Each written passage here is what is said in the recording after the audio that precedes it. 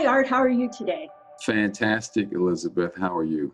I'm doing well too. I'm so happy to get together and find out how Same you're here. doing during this crisis. Yeah, that's one way of describing it. It is a very unusual time, and I I'm 61 years old as we do this recording this program, and I can tell you that I've never seen anything close to this. And I've lived through many situations that we might have described in the past as dire or alarming, or even ones that bring fear about the future. Wow. Uh, Hey, let me introduce you, Art, yes, okay, my sure. friend. Okay. So Art and I have had the privilege of working together. We met through our interest in blockchain by a mutual friend. Art is the CEO of the Better Business Bureau's Wise Giving Alliance. And I then became a board member. And now Art and I work pretty constantly on a blockchain project. And so we share that tech interest. And we also share a big interest in just in charitable giving and doing the right thing. I think that's Yeah. what I think about you, Art. I think about you as a man of high integrity and a man with great interest in doing the right thing. And Well, thank so you. I'm really concerned about how you and your wife are doing during this time.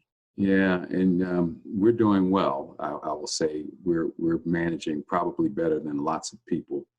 We're blessed and privileged to be able to be together in a wonderful home, a quiet environment where people seem to be following the rules about social distancing. My wife is a flight attendant.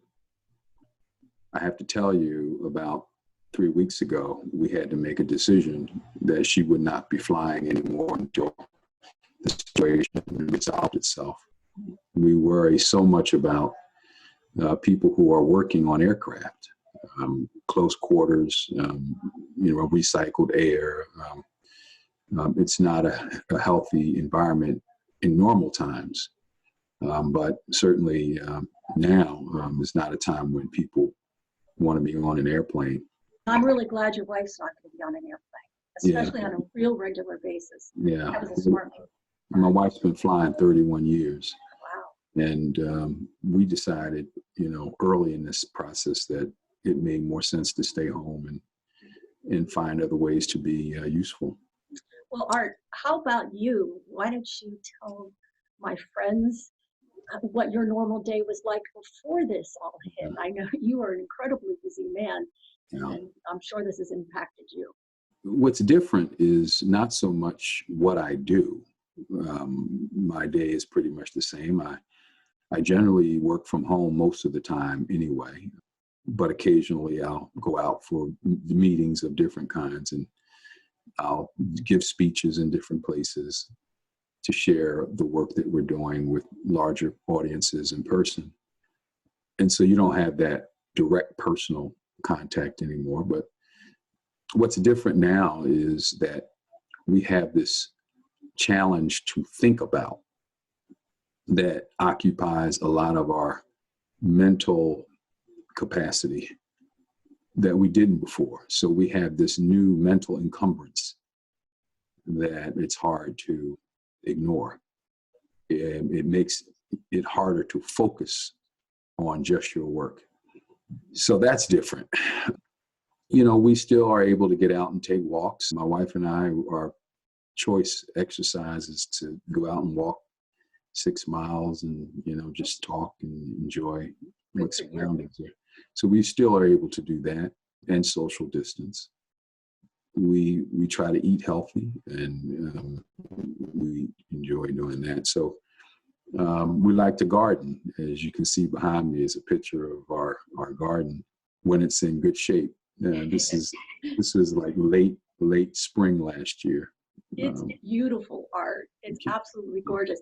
I have to tell you that Art and I share an interest in virtual backgrounds, green Yeah. screens. So it's fun to see what Art comes up with sometimes. Sometimes it's real professional with that give.org logo everywhere. Right.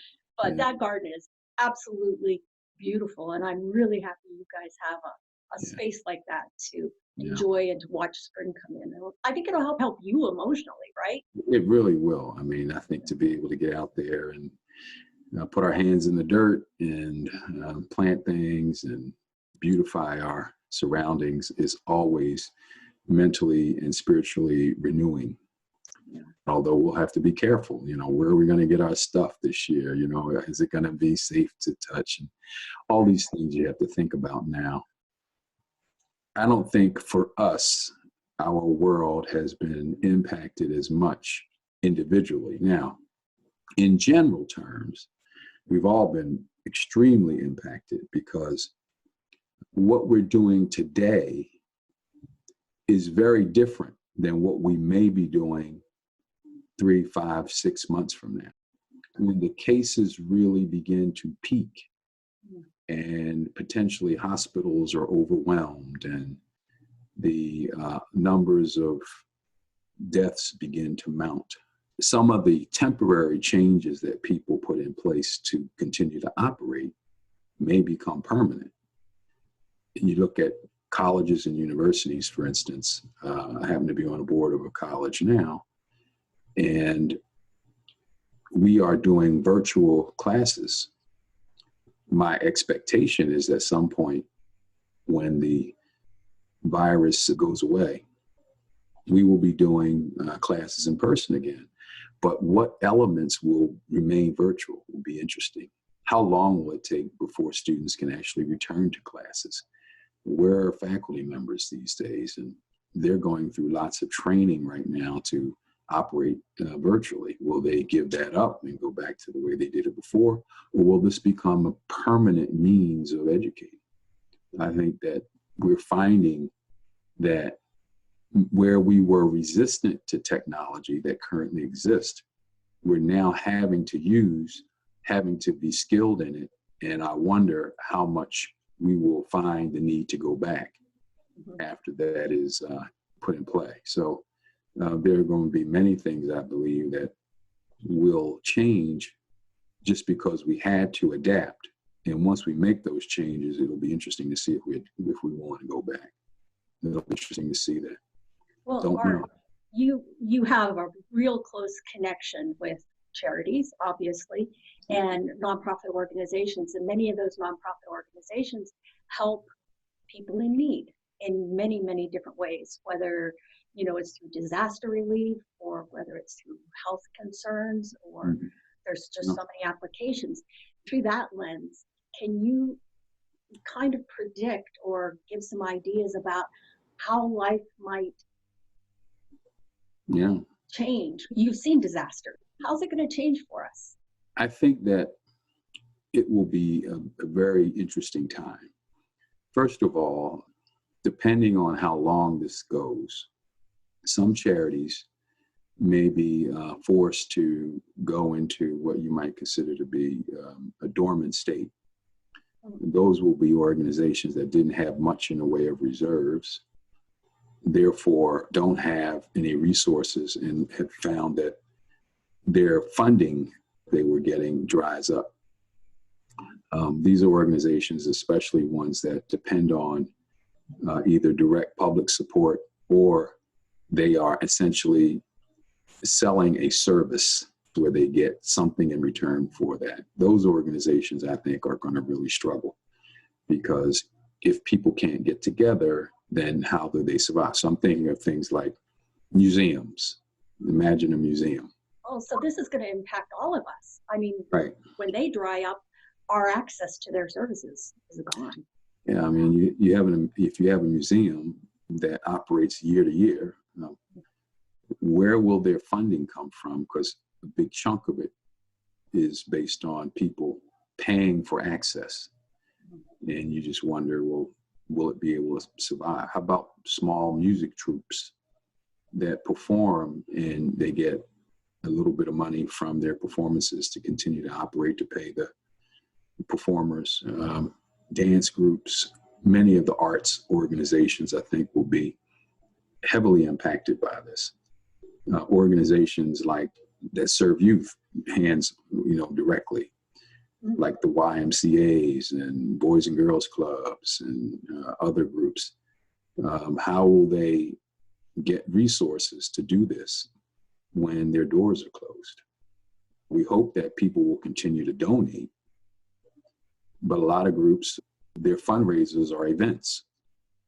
If you have the annual dinner is your big fundraising event, what happens when you had to cancel that event? You can only hope that your sponsors will continue to support you, even though you can't have the event. You hope that people buy tables that they'll never use, and you'll be able to keep the money. But then we come to this other aspect of the crisis, which is the financial aspect. We can only have the expectation that the number of donors is going to go down as their finances become more and more limited. That's exactly right. So if people don't have the money, they don't feel like they can give. So now I am grateful that the federal government is stepping in to provide some income relief for people, particularly those who are unemployed. We now see that people apply for unemployment will get whatever they were entitled with that, but they'll also get an additional $600 a week for a period of 4 months, I believe it is, through this CARES Act. Let's just hope that period of time takes us through this. Yeah, and if not, the government will hopefully extend it, and we'll have to maybe get them to extend it. Also, organizations have the ability to get loans. So if you're an organization that has under 500 employees, which most charities do, you'll be entitled to borrow money with your salaries for your people and rent and any debt services that you have. And this is going to apply to nonprofit businesses. It applies to, yes, it does apply. Excellent. Yeah, so they'll be able to borrow that money, and that money will be converted to grants, assuming that they use it for the intended purpose, which is to pay for employees. people, to pay people employees. I think that's a really smart move because once people lose their employment, they lose their benefits, they lose connection with the organization.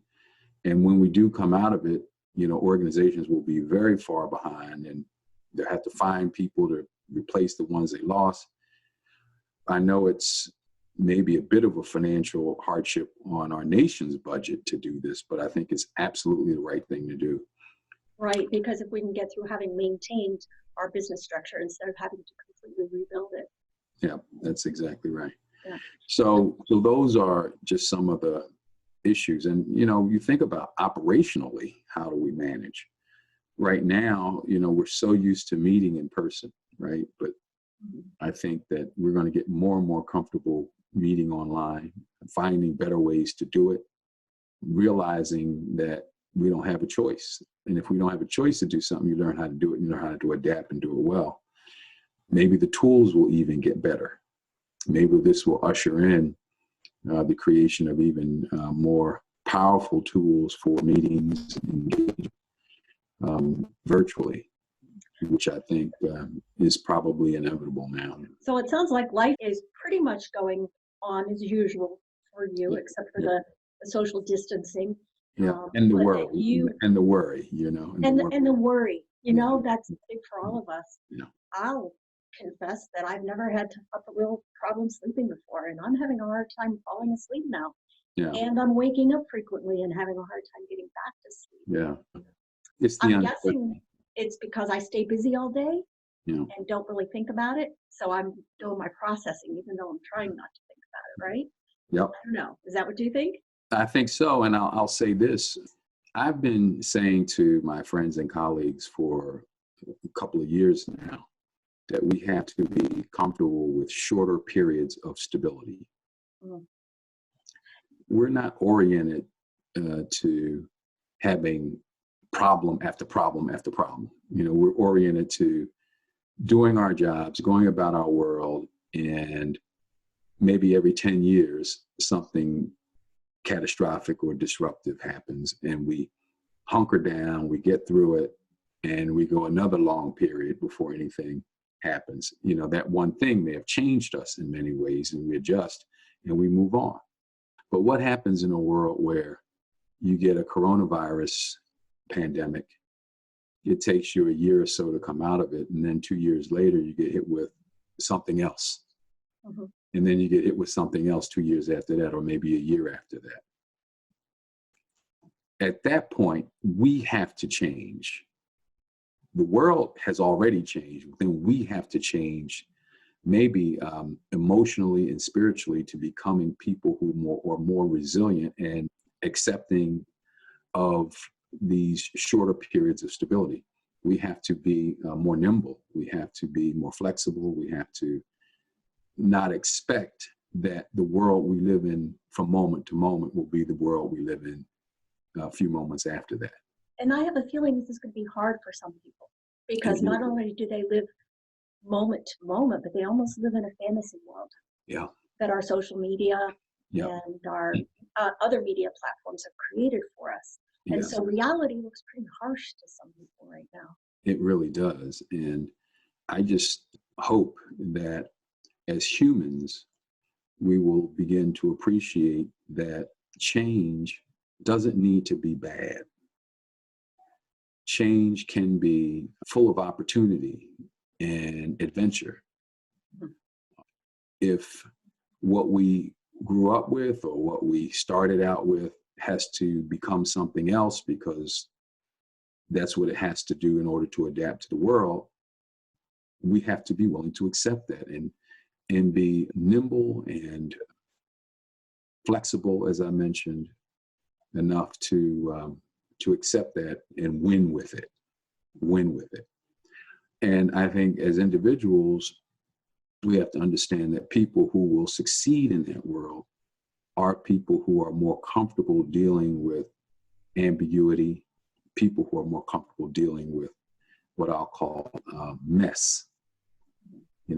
People who are full spectrum thinkers, as opposed to people who may be more linear thinkers. So, and I know that's going to be hard for linear thinkers. I mean, if you think life is supposed to go from point A, point B, point C, point D, point A in sequence, and suddenly it's going from all of these things are happening at once, and you have to deal with them all together.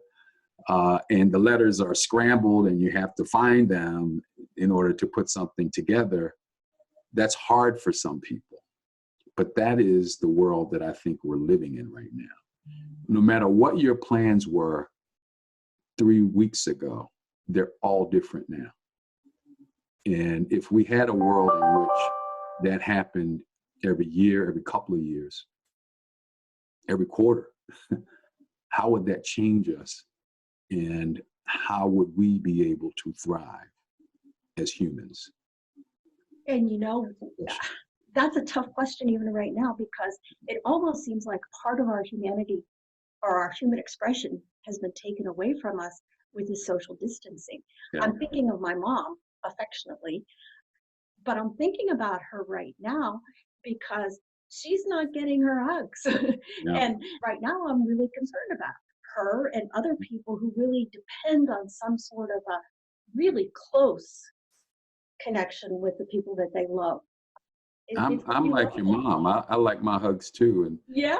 typically whenever I greet people, I give them a hug, even more so than shaking hands, Yeah. I too wonder how that will change our society. You can expect that we won't be shaking hands much anymore. It'll be a convention that's gone. Maybe we'll do the elbow bump, but we won't be shaking hands. And then we'll have to go home and take our sweaters off. But, Art, I've been thinking about that. I'm going to be one of these kind of people who's going to want to social distance, I think, for the rest of my life. I know that I got very sick in the beginning of March and was in Canada and had to travel home sick. So I know what the airports are like. And I've been tested twice for COVID and I'm negative. Okay. But I was very sick and this was always in the back of my mind. And I'm thinking, it's too easy to get a germ. So here I am, carefree, suddenly become a germaphobe, right? Yeah. It's like, oh my goodness. Yeah. And there's so many things that we're going to be confronted with as the environment changes. So just think about bacteria that may have existed before the ice age It's that coming was at us. buried under, mountains of ice. And as the ice melts, these bacteria enter the atmosphere, and we don't know what's coming next. And the only thing we can hope for is that we develop systems for detecting these things and preparing for them in ways that will keep humans viable in the long run. We may find that this was just a test run, and as bad as it is, it saved us because there was something more virulent coming that we were now better prepared to deal with because we went through this. And that's a good point. Looking at this, The predictive models that come with climate change and the environmental changes are facing us say that we'll start facing some of those dire situations within the next few years. Yeah. So here we are. We haven't even talked about the environment itself and climate change and the impact on coastlines potentially with sea level rises and things of that nature, how people will be moved from coastlands inward. And migrations bring a lot of problems. Always. And the disruption and, the feeling of loss that we will have when we have to potentially move from one place to another. Even how we go about receiving health care, right? That's changing. Before this, we were reluctant to really engage heavily in telehealth or video health services. I think after this, we're all going to realize that there are many services through which it's fine to just get on your computer and talk to your doctor about it and be diagnosed. That's a shift that we can expect. The future of well-being, as some people would say, is going to be a shift. And aging in place will be different. And we already are seeing demographic shifts that are causing sort of cultural dynamics that are pitting people against people, pitting based on ideologies, people who feel that they're entitled to certain things. And if you are of a different background, you may not see the world that way. And we're seeing these cultural clashes in our country and around the world. And we're going to have to work through that. And it may take us some time, but what will we be once we have, I think is up in the air. It's up for us to really decide what that will be. And that's another thing I think when we talk about the future, it's not like it's inevitable, right? What will be. We are human actors in this, and we can help shape it. We can help shape the values that will matter in the world ahead. Data obviously is such an important element of our lives now, and continues to be. We make lots of decisions now based on data, and the data is being sucked from all manner of sources, right? From human sources, from our movements, from the temperatures to blood. Data is everywhere, right? And these algorithms are using this data to help us, inform us, I guess, in some ways, or to tell us what we should do. And we are more comfortable giving up our own thoughts about what we should do and do what the data tells us. So everything from driving a car, like you're driving a car, you turn your GPS on and it tells you where to go. You don't even ask anymore if that's the right way. Maybe you could have gone another way, but no, we just give that up to the GPS to tell us. As well as all of our location data. On all of our location data, right? Exactly. So you and I are working on a project that's going to protect data with blockchain. I'd like to talk to you again in the future about data and how we use it to inform us.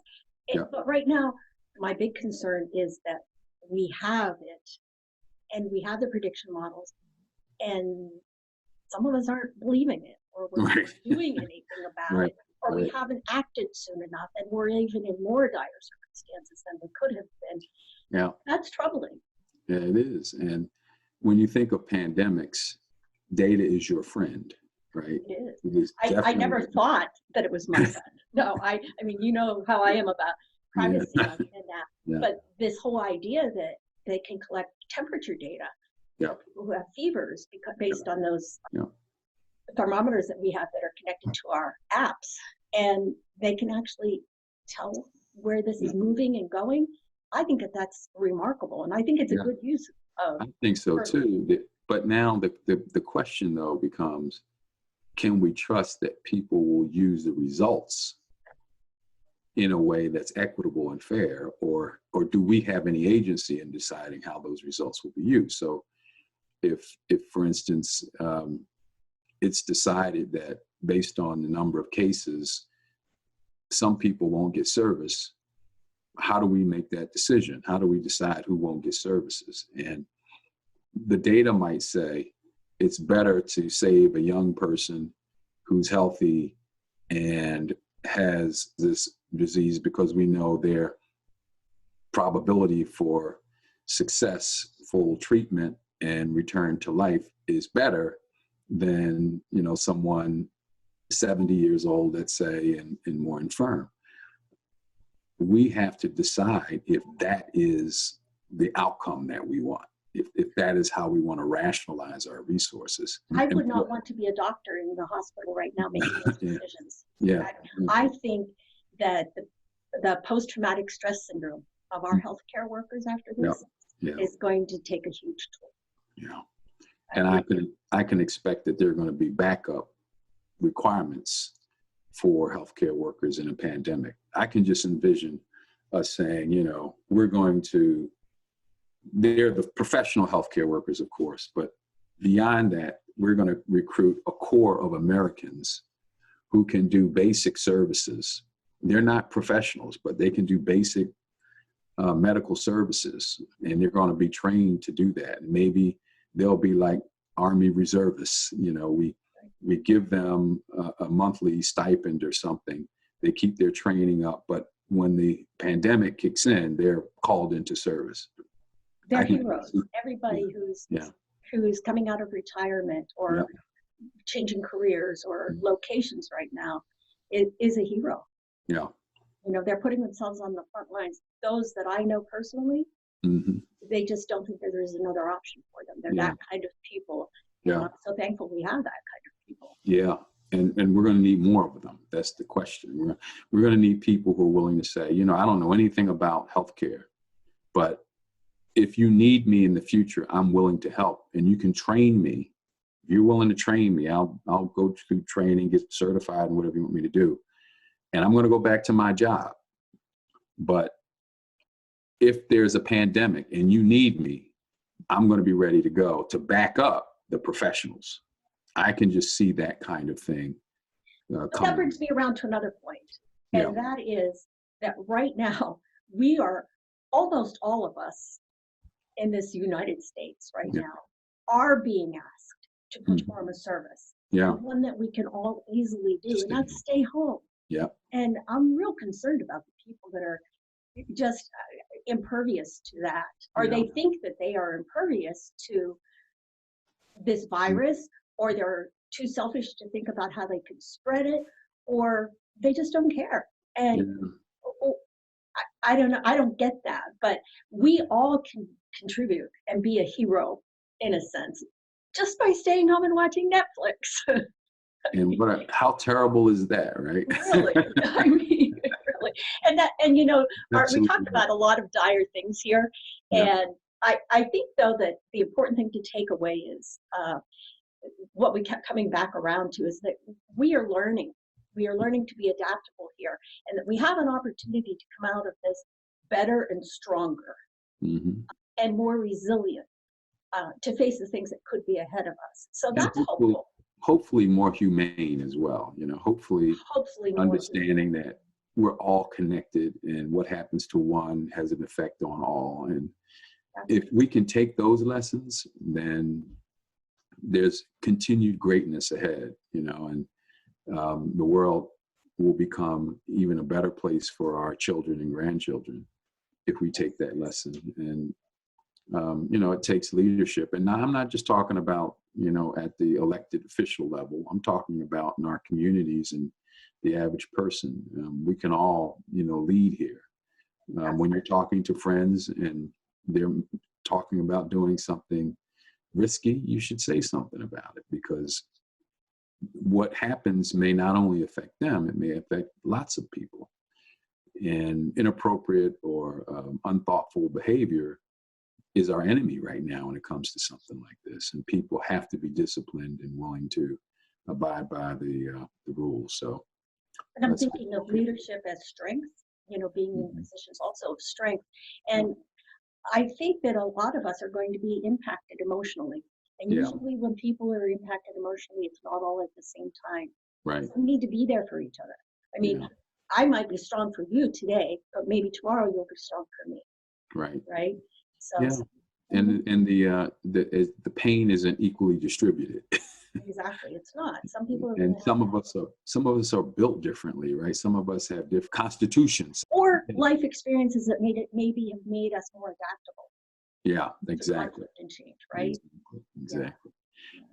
People in my generation had to deal with different issues that people today never had to deal with, and it makes maybe them less resilient in a situation like this, or maybe they're more adaptable because of their ability to use current tools than people of my generation. It makes them more adaptable. So we need each other. But in the end, I think the point you make is that we get to decide what our values will be and what will be important, regardless of what the challenge is. And if we decide together and live by those things, then I think we will come out stronger than we were.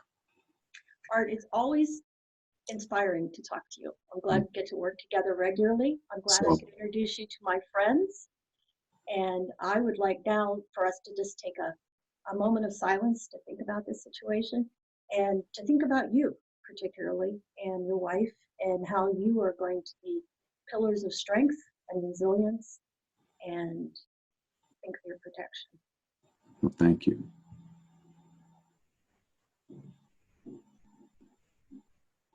Together.